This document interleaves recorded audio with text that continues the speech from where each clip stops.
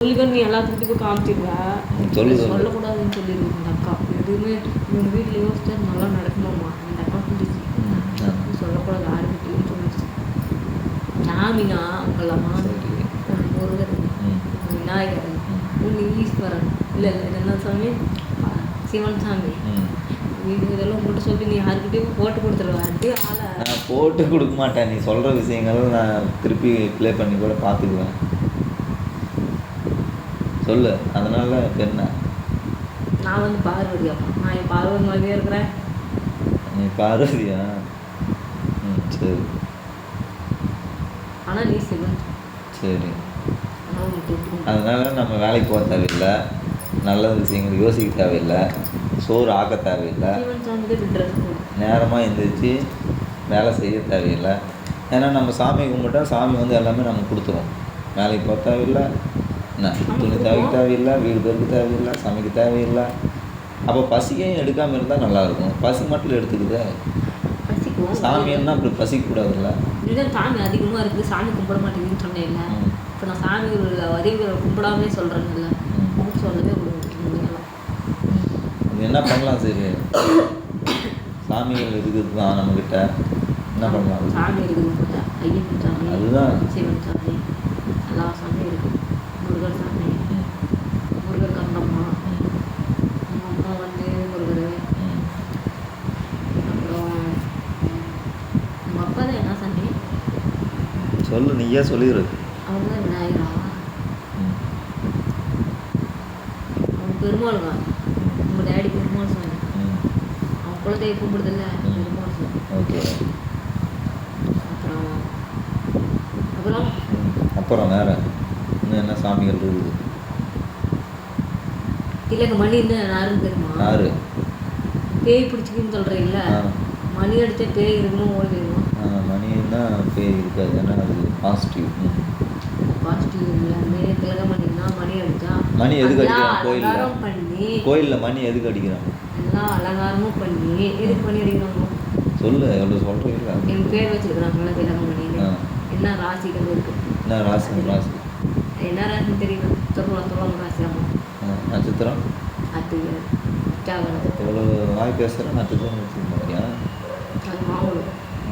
எங்கே அது தேடி எடுக்கணும். இந்த இதில் என்ன ஜாதகத்தை ஜாதகம் இருக்குது அவனுக்கு? எங்கேயும் உங்கள் வீட்டில் ஒன்று கிடச்சிங்க, அது கரெக்டான தேதி போகிறதுனா என்னன்னு தெரியுது. இருந்துச்சு ஒரு ஜாதகம் இல்லை. ஜாதகம்லாம் எப்படி உங்கள் அம்மா எங்களுக்கு கொண்டு போய் பரிகாரம் செஞ்சு கல்யாணம் பண்ணிட்டு வந்தோம். அது எங்கேயோ ஒரு பழைய பேப்பர் சூட்டிக்காக இருந்தது. அந்த சூட்டிக்காக எடுத்து வச்சுட்டு நீங்கள் பரிகாரம் பண்ணுறதுக்கு என்னை கூட்டிகிட்டு போயிட்டீங்க. பரிகாரம் பண்ணி பொழைக்க வச்சுக்கலாம் அப்படின்ட்டு. ஆடு தலையாட்டிட்டு வந்த மாதிரி நானும் தலையாட்டிட்டு வந்துட்டேன். நான் அந்த ஆடுக்கு குலதெய்வ சாமியில் ஆடுக்கு தான் மாலை போட்டாங்க. அது மாதிரி தான் நான் இருப்பேன். போட்டோவுக்கு ஒரு ஆடு இருக்கும்போது அதான் உனக்கு நான் தான் அப்படி வந்திருக்கிறேன். தலையாட்டிட்டு நான் தான் வந்திருக்கிறேன். நீ வரவே இல்லை. ஆடு சிக்குதுரா அப்படின்னு வச்சு ஒரே வெட்டிக்கிட்டீங்க. அது நீ என்ன பண்ண போகிற? பழி வாங்க போகிற? வாங்க பழி வாங்க போகிறீங்கள? வாங்குறே இல்லையா பள்ளி? அதை வெட்டி கொண்டு விட்டீங்களா, அப்புறம் எப்படி போய் பழி வாங்க முடியும்? கொண்டு தின்னு நல்லா பெருத்து வளர்ந்து பெருசாக வாங்க. யாரு கொண்டாங்களா? மாடு. என்னை தான். மாடு யாரு? ஆடு கடா. சாமி கும்பிடு, ஆட்டுக்குட்டி போய் நல்லா. அது ஒரு குலதெய்வ சாமி, அது இல்லை எல்லா சாமியும். நீ கும்பிடு குலதெய்வ சாமி போய் கும்பிடுறியா? கும்பிட்டு நல்ல வரங்கள் கேளு. அதுக்கு தான் நாளைக்கு போகிறேன். நான் வரணும். நானும் சனிக்கு நீங்களும் வராத சாமி, தயவு செஞ்சு. நான் தாங்க வரணும். நீ வீட்டில் கும்பிடு, இல்லைன்னா நீ முன்னாடி போயிடு.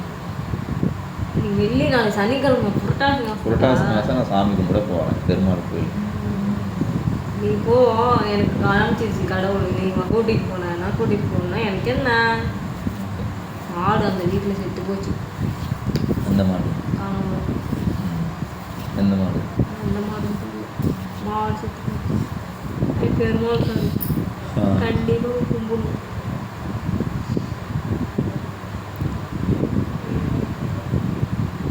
ஆமாம், நாளைக்கு புரட்டாசி.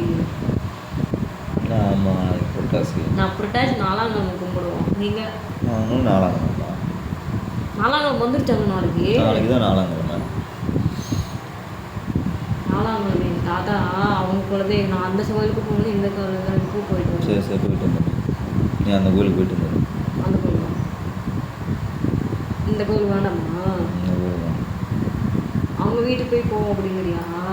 அந்த வீட்டுக்கு போய் அங்கே போவோம். அந்த அவங்களோட உங்கள் அண்ணன் தம்பிங்கெல்லாம் போவாங்கள்ல, அவங்க கூட எப்போ சொல்கிற? அப்புறம் அவங்க தாத்தா கோயிலுக்கு அவங்க தானே போவாங்க, அவங்களோட தான் நீ போய் ஆகணும். நானே தானே போகலாமே. சரி அப்படியும் இருக்கும், போய்க்க. இல்லை கும்பிட்ற மாதிரி இருந்தால் கும்பிடலாம். அவங்க தான் எங்களுக்கு பழக்கம் பண்ணுவோம். நாலாங்கிழமை கும்பிடுறது பழக்கம் பண்ணி. கும்பிட்ற மாதிரி இல்லை, போய் கும்பிடு. கும்பிடணும், கண்டிப்பாக கும்பிடணும். நினைப்படுறது நீ வந்து எங்கள் தாத்தா உருவத்தில் இருக்கிற ஒரு கும்பிடுன்னு சொல்கிறேன். அதான் கும்பிடுன்ற. ஏன் எதுக்காக கும்பிடுன்னா, என் தாத்தா இப்போ இல்லை. அவர் வந்து கும்பிட சொல்லி வரம் கொடுப்பார். உங்கள் குழந்தை கும்பிடும். உங்கள் குழந்தை கும்பிடணும். எங்கள் குழந்தை கும்பிடாது. எங்கள் குழம்புல டூப்ளிகேட் குழம்பு இல்லை, ஒரிஜினல் குழம்பு இல்லை. நீ ஒரிஜினல் குழம்பு தான் நம்மளோட பிடிக்கும். அதனால் ஒரிஜினல் உங்கள் அப்பா குழம்பு உங்கள் ஒரிஜினல். கேமரா எடுத்து வச்சு என்னை அசிங்கப்படுத்துகிறேன். அதிகப்படுத்தல, உங்களாம் இருக்கிறது சொல்கிறேன். நாளைக்கு கோயிலாக போடுறது தானா? மண்டையிலே ஞாபகமே இல்லை. நாலாங்கிழமை வந்துருச்சு. உங்களுக்கு என்ன தான் மண்டையில் ஞாபகம் இருக்குது? வெள்ளிக்கிழமையா? நாலாங்கிழமை கும்பிடுறோம். சொல்கிறது புரியுதா? புரியுது. என்ன? உங்கள் அப்பன் கோயிலுக்கு நீ போ, எங்கள் அப்பன் கோயிலுக்கு நான் போய்க்கிறேன், தெரியுதா? அதோட நிறுத்திக்கோ. நீ தான் சொன்ன, நான் எதுவுமே சொல்லல. எது? நீ போவான்னு சொன்னது. போன்னு சொன்னீங்களா, அதுக்கு சொல்கிறேன். எங்கே போகணும்? உங்கள் அப்பன் கோயிலுக்கு நீ போ. உங்கள் அப்பா கோயிலுக்கு நீ போய் சாமி கும்பிடு, சரியா? எங்கள் அப்பா கோயிலுக்கு நான் போய் சாமி கும்பிட்டுக்கிறேன், புரிஞ்சுதா? அப்போ கொண்டாட்டி வேண்டாம்.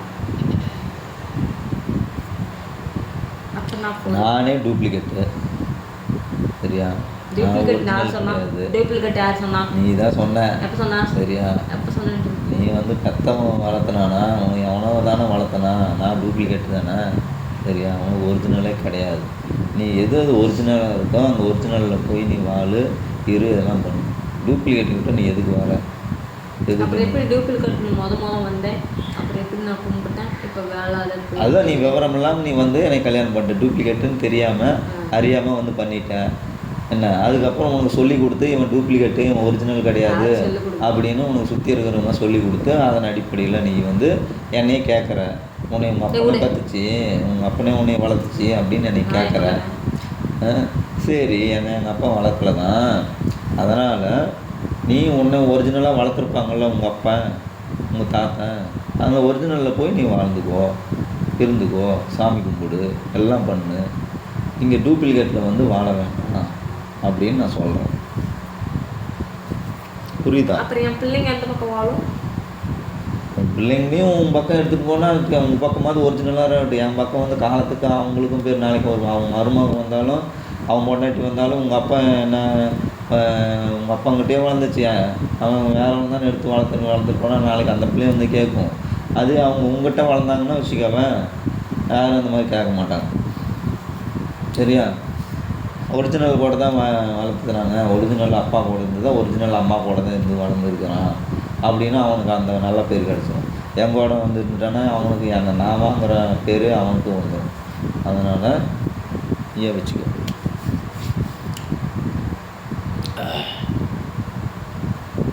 அவங்க வள்ளினா யாரு பசங்க எங்கூட வந்து எங்கூடயே வரமாட்டாங்களே. வந்தால் வச்சுக்கோ. வள்ளினா அவங்க என்ன மனசில் தோணாலும் அதை பண்ணி செய்ய விடு, எதையும் கட்டாயப்படுத்தாத, எங்கேயும் இது பண்ணாத, நிர்பந்திக்காத. நான் நிர்பந்திக்கிறேன்னா, நான் தானே உன்னை பார்த்தா நீ எங்கூட தான் வரணும்னு நான் நிர்பந்திக்கிறேன்னா? நீ அப்படி தான் நிற்கிறேன், எங்கள் அம்மா எங்கள் அப்பா தான் அப்படிங்கிறது. ஆமாம், நான் எங்கள் அப்பா அம்மா தான். ஆமாம், அவங்க அம்மா அவங்களுக்கும் அதே தான். அதான் அவங்க அம்மா அவங்க அம்மா. என்ன அவங்க அப்பா அம்மா? நீ எங்கள் அப்பா எங்கள் அம்மா. ஆமாம் அப்படின்னு நான் மாற மாட்டேன்னு சொல்லிட்டா ஓகே. நீ தான் எங்கள் அப்பா இல்லைன்னு சொல்லிட்டு இல்லை, அதில் டூப்ளிகேட் நீ கண்டுபிடிச்சிட்டு இல்லை. அந்த டூப்ளிகேட் கண்டுபிடிச்சதுனால இந்த பிரச்சனை, சரியா? எங்கள் இதில் கலப்படம் இருக்குது, டூப்ளிகேட் இருக்கிறோம், நீங்கள் ஒரிஜினலாக இருக்கிறீங்க, இந்த ஒரிஜினலாக நீ கூட்டிகிட்டு போய் வளர்த்துக்கிட்டீங்கன்னா எந்த இதுவும் கிடையாது. எந்த இடத்துல பிரேக் ஆகுதுன்னு தெரியுதுல்ல.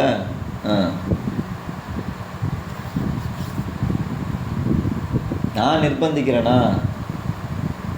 நான் தானே உன்னை பார்த்தேன், அதனால நீ எங்கள் கோயில் தான் வந்து கும்பிடணும் அப்படின்னு அவங்கக்கிட்ட சொல்லி கட்டாயப்படுத்த கிடையாது. அதேமாதிரி நீயும் கட்டாயப்படுத்தாத. அவங்களுக்குன்னு விருப்பம் எங்கே இருக்குதோ அவங்க போட்டும் வரட்டும், அவ்வளோதான். உங்களோட வந்தாலும் சரி சம்மதிக்கணும், எங்களோட வந்தாலும் சம்மதிக்கணும். சரியா? கொசுவே இல்லை, சும்மா காமிச்சிட்டுனா கொசுக்கல்ல உன்னை அடிக்கணும்னு ஆசையா? நீயும் சனி அடிக்கணும். லைட்டை போட்டு விடு வெளியில். என்னோட இதுக்கு நான் யாருக்கும் எல்லாத்தையும் எழுதிட்டா படணும். நீ வந்து உங்கள்கிட்ட வந்து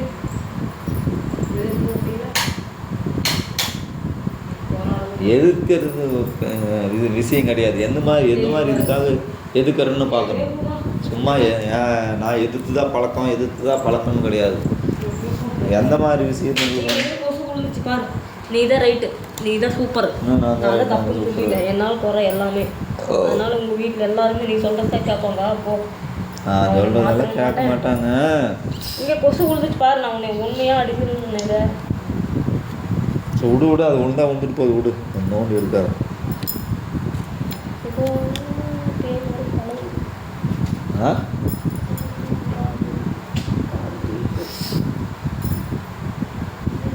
எனக்கு தலை நெத்தி இந்த இடத்துல நெத்தியே வலிக்குது. கொசு அடித்தேன், உன்னை அடிக்கணும்னு எனக்கு என்ன? நீ தான் ஒரிஜினல், நாங்கள்